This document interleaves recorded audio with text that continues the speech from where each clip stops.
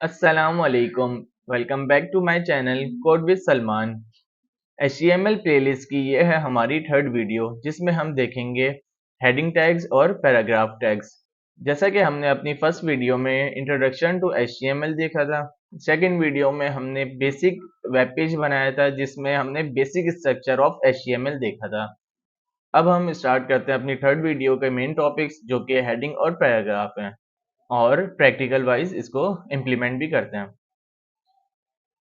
जैसा कि आपको मैंने बताया था कि हम ये वाली पीडीएफ को फॉलो करेंगे, और प्रीवियस वीडियो में हमने 17 पेज को देखा था जिसमें बेसिक स्ट्रक्चर ऑफ एचटीएमएल था। अच्छा, आज हमारा 18 पेज नंबर है। तो इसके अंदर सबसे पहले हमने अपनी प्रीवियस वीडियो में देखा था डॉक टाइप हमें बताना होता है। वो क्यों बताना होता है? क्योंकि हम अपने ब्राउज़र और एडिटर को बता सकें कि हम जो लिख रहे हैं वो एचटीएमएल है। उसके बाद एचटीएमएल टैग आता है, जैसा कि आपको यहाँ पे हमने पढ़ा था, यहाँ से HTML टैग स्टार्ट हुआ और यहाँ पे क्लोज हुआ। और HTML टैग के अंदर बेसिक जो टैग यूज होते हैं वो हेड टैग हो गया और बॉडी टैग हो गया। जैसा कि ये रहा हेड टैग, यहाँ से स्टार्ट हुआ और यहाँ पे एंड हुआ, सही है। और यहाँ पे हो गया बॉडी टैग, स्टार्ट होके यहाँ पे एंड हुआ, सही है। दो टैग मेन होते हैं और इसी के अंदर पूरी HTML लिखी जाती है। तो ये हमने प्रीवियस वीडियो में पढ़ा था और उसमें बेसिक वेब पेज ही बना लिया था। और उसके बाद फिर आपको बताया था हेड टैग के अंदर आता है टाइटल। टाइटल जो कि डॉग टाइटल जो होता है वो शो करता है। फॉर एग्जांपल यहाँ पे जो भी लिखा हुआ आता है उसे डॉग टाइटल बोलते हैं। जो भी आपको लिखना हो वो यहाँ पे आप लिखेंगे। हेड के टैग के अंदर टाइटल के टैग में जो भी लिखेंगे वो आपके ब्राउजर पे शो हो रहा होगा। उसके बाद आप बॉडी में जो कुछ भी लिखेंगे वो आपके वेब पेज के में रिप्रेजेंट होगा। और उसके बाद फिर हमारा H1 का टैग है, हेडिंग टैग्स हैं, और पैराग्राफ टैग है जो कि आज हम पढ़ेंगे। अच्छा, सबसे पहले हम हेडिंग टैग्स को देख लेते हैं। बेसिकली हेडिंग टैग्स जो हैं 6 टाइप ऑफ हेडिंग टैग होते हैं, H1 से लेकर H6 तक। वो फिर आपकी मेन हेडिंग, सब हेडिंग इस तरह से कैटेगराइज करे गए हैं, क्योंकि आपकी वेबसाइट में सिर्फ एक तरह की तो हेडिंग होती नहीं है, डिफरेंट टाइप की हेडिंग होती हैं। तो इस वजह से डिफरेंट टाइप्स ऑफ हेडिंग हम पढ़ते हैं और उसको इम्प्लीमेंट भी करते हैं। इसी के साथ आपकी वेबसाइट में काफ़ी आपने देखा होगा पैराग्राफ भी होते हैं, तो इस वजह से ये टैग्स यूज होते हैं। ये थी इसकी थ्योरी, और अब हम इसको इम्प्लीमेंट करके देख लेते हैं। जैसा कि ये हमारी प्रीवियस वीडियो का कोड है, और इसको हम अपने ब्राउज़र पे भी खोल लेते हैं। जो कि मैंने आपको बताया था, जिस तरह भी आप इसको सेव करेंगे जो भी नाम रख सकते हैं, बट आपको लास्ट में जो इसकी एक्सटेंशन होती है वो .html करनी है। तो वो उसके बाद आपको इस तरह से शो हो जाएगी .html। डबल क्लिक करेंगे तो ये आपको ब्राउज़र पे ले जाएगा। ये थे हमारा बेसिक कोड, या बेसिक आप इसको बोल सकते हैं बेसिक पेज। और अब हम जाते हैं अपने कोड की तरफ, और इसमें हम अभी हेडिंग टैग्स को देख लेते हैं। अच्छा, डिफरेंस क्या है हेडिंग टैग का, वो सबसे पहले हम देख लेते हैं। जैसा कि ये H1 है, H1 हेडिंग टैग हो गया, जो कि मैंने आपको बताया था H1। इसका मैं इसको मिटा के शुरू से स्टार्ट करते हैं। सही है। सबसे पहले ये मैंने कंट्रोल एस से सेव किया। हम अपने ब्राउज़र पर जाते हैं, रिफ्रेश करते हैं। अभी आपको कुछ नहीं दिख रहा। क्यों नहीं दिख रहा? क्योंकि हमने बॉडी टैग के अंदर अभी फ़िलहाल कुछ भी नहीं लिखा हुआ। क्योंकि बॉडी टैग में जो भी कुछ लिखेंगे वो आपके ब्राउज़र पे शो होगा, सही है। और ये HTML यहाँ से टैग स्टार्ट हुआ, यहाँ पे एंड हुआ। इसी के साथ हेड टैग यहाँ से स्टार्ट हुआ और यहाँ पे एंड हो गया। उसमें फिर मैंने आपको बताया था टाइटल आता है, जो कि आपको ब्राउज़र के इधर शो हो रहा होता है, कोड विद सलमान। अभी इधर कोड विद सलमान की जगह हम लिख देते हैं third class. Control S save करेंगे, यहाँ पे आके रिफ्रेश करेंगे तो आप देख रहे हैं यहाँ से थर्ड क्लास हो गया, सही है। ये हमारा हो गया हेड का काम। अब हम आ जाते हैं बॉडी में। बॉडी पे जो भी कुछ लिखेंगे वो आपके ब्राउज़र पे शो होगा। जैसा कि अभी हमारा जो टॉपिक है वो हेडिंग और पैराग्राफ है।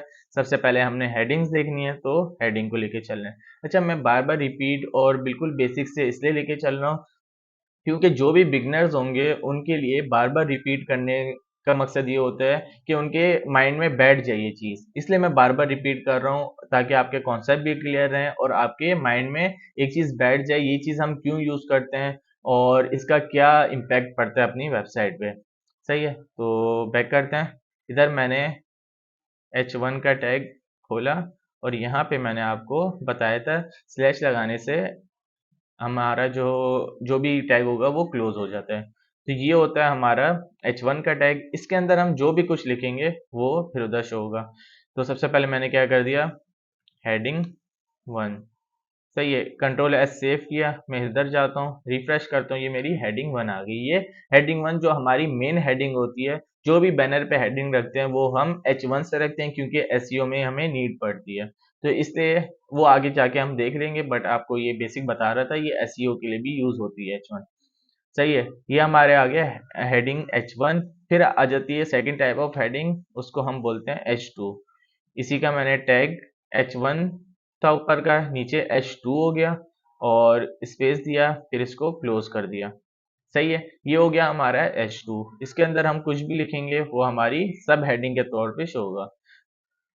हेडिंग 2, कंट्रोल एस सेव किया, हम ब्राउजर पे जाते हैं, रिफ्रेश करते हैं, तो आपको डिफरेंस दिख रहा है। ये मेन हेडिंग ये उससे थोड़ी मतलब छोटी हेडिंग लग रही है, सब हेडिंग बोलते हैं। सही है, इसी तरह डिफरेंट टाइप ऑफ हेडिंग होती हैं, वो हम देखेंगे। 1 से लेकर 6 तक हमारी हेडिंग ही होती हैं। सही है, इसी तरह हमने H2 के बाद H3 लिखा, हेडिंग टैग ओपन किया और यहाँ पे हमने क्लोज कर दिया और स्लैश लगा दिया। इसी के साथ हमने यहाँ पे भी हेडिंग 3 कर दिया। सही है, और इसके बाद फिर आता है हेडिंग 4, सेम एज हेडिंग 3 के,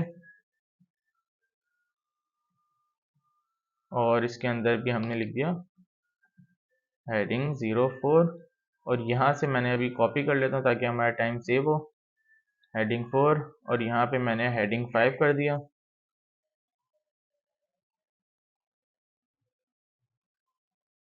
तो यहाँ पे मैंने हेडिंग 6 कर दिया।